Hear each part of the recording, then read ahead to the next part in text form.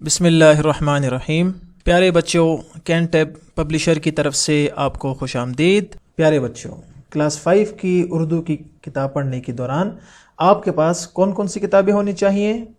سب سے پہلے آپ کے پاس اردو کی کتاب ہونی چاہیے اور اس کے ساتھ آپ کے پاس ریسورس پیک، تاکہ آپ کو مشق حل کرنے میں کوئی مشکل نہ ہو، اور اس کے ساتھ ساتھ آپ کے پاس سمر پیک بھی ہونا چاہیے تاکہ آپ اردو کی کتاب کو مزید اچھی طرح سمجھ سکیں۔ آپ کو اردو کی کتاب میں خوش آمدید۔ آج ہم اپنے سبق نمبر 5 کا آغاز کریں گے اور اس کا پہلا حصے میں قواعد کا حصہ پڑھیں گے۔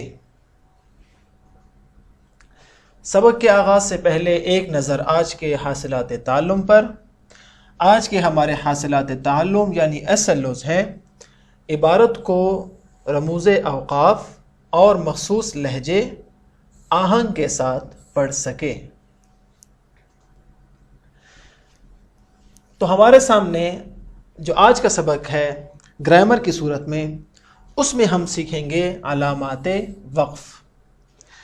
ہم جب کوئی عبارت پڑھتے ہیں تو اس عبارت میں اگر جملہ ختم ہو جائے یا جملہ جاری رہے لیکن بیچ میں ہم نے سکتہ کرنا ہو یا وقف کرنا ہو، یا ہم نے کسی سے سوال پوچھنا ہو، یا ہم نے کسی کو آواز دینی ہو، تو ان 4 مقامات کے لیے الگ الگ نشانات ہیں جو ہم تحریر میں یعنی لکھتے ہوئے استعمال کرتے ہیں۔ ان کو کہتے ہیں علامات وقف۔ یعنی بولتے ہوئے اگر میں یہ کہوں کہ آپ کا نام کیا ہے، تو آپ کو میرے لہجے ہی سے یہ معلوم ہو گیا کہ آپ سے سوال کیا جا رہا ہے۔ لیکن جب میں اسی کو لکھتا ہوں تو اس کے لکھنے میں پڑھنے والے کو کیسے معلوم ہوگا کہ یہ سوالیہ نشان ہے؟ تو اس کے لیے سوالیہ علامت ایسی ڈال دی جاتی ہے لائن کے آخر میں، سوال کے آخر میں اور جملے کے آخر میں، اور اس نشان سے ہمیں یہ معلوم ہوتا ہے کہ یہ دراصل سوالیہ نشان ہے اور اس جملے میں سوال پوچھا گیا ہے۔ اسی طرح آج ہم 4 قسم کی علامات پڑھیں گے: سکتہ، ختمہ، سوالیہ اور ندائیہ یا استعجابیہ۔ چلیں دیکھتے ہیں کہ ان 4 علامات کا معنی کیا ہے اور یہ کن موقعوں پر استعمال کیے جاتے ہیں۔ کتاب کی جانب چلیں اور کتاب میں دیکھتے ہیں کہ آپ کو کیا بتایا گیا ہے۔ علامات وقف کسی بھی عبارت کو روانی سے پڑھنے اور ضرورت کے مطابق لب و لہجہ بدلتے رہنے کے لیے عبارت کے الفاظ پر کچھ علامات لگائی جاتی ہیں، جنہیں علامات وقف یا رموز اوقاف کہتے ہیں۔ آپ کو سمجھ آ گئی کہ علامات وقف کیوں استعمال کی جاتی ہیں؟ لب و لہجہ بدلنے کے لیے عبارت کے الفاظ پر کچھ علامات لگائی جاتی ہیں، اور یہ علامات کیوں لگائی جاتی ہیں؟ لب و لہجے کو بدلتے رہنے کے لیے۔ ان کو کہتے ہیں علامات وقف۔ اور یہاں ہم ان علامات کو سیکھیں گے۔ کن کو؟ سب سے پہلے ہم سیکھیں گے سکتہ، اور سکتے کے بالکل ساتھ آپ کو یہ نشان بھی نظر آ رہا ہے، چھوٹا سا پیش کا نشان جو کہ الٹا ڈلا ہوا ہے، یہ ہے سکتے کی نشانی اور سکتے کی علامت۔ اور یہ کہاں استعمال ہوتا ہے؟ چلتے ہیں کتاب ہی میں دیکھتے ہیں۔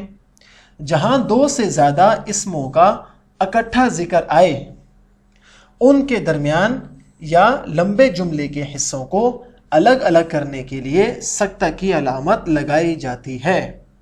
تو سکتے کی علامت کہاں لگائیں گے؟ 2 مقامات پر۔ پہلا، 2 اسموں کے درمیان، اور دوسرا، جہاں لمبا جملہ آئے تو اس کے حصوں کو الگ کرنے کے لیے۔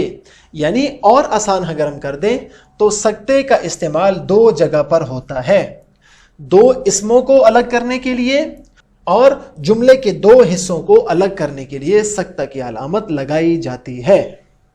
مثلا حکیم سعید کو طبیب، ادیب، مفکر، قومی اور سیاسی شخصیت ہونے کا اعزاز حاصل ہے۔ اب حکیم سعید کے ساتھ طبیب کا لفظ بھی ہے، ادیب کا بھی ہے، مفکر کا بھی ہے. ان کے درمیان ہم نے فاصلہ رکھنے کے لیے علامات سکتہ کا نشان ڈال دیا تاکہ ہمیں یہ معلوم ہو کہ طبیب اور ادیب دو الگ الگ الفاظ ہیں. اور اب اس کو کس طرح پڑھیں گے، لب و لہجے میں فرق کس طرح آئے گا؟ ہم اس کو ایسے پڑھیں گے: حکیم سعید کو طبیب، ادیب، مفکر، قومی اور سیاسی شخصیت ہونے کا اعزاز حاصل ہے. تو آپ نے دیکھا کہ سکتہ کے ذریعے سے کیسے ہم نے دو اسموں کے درمیان علیحدگی کر دی اور کیسے ہم نے ان دونوں کے درمیان فرق کر دیا. آج کا دوسرا نشان ہے ختمہ.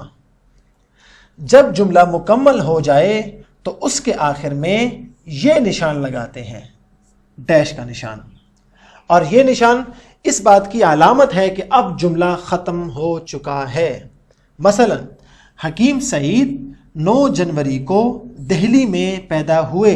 اب دیکھیں جملہ ختم ہو گیا نا، اب جملے کے آخر میں یہ نشان ڈال لیں گے اور اسے کہتے ہیں ختمہ، یعنی جملہ ختم ہو چکا ہے.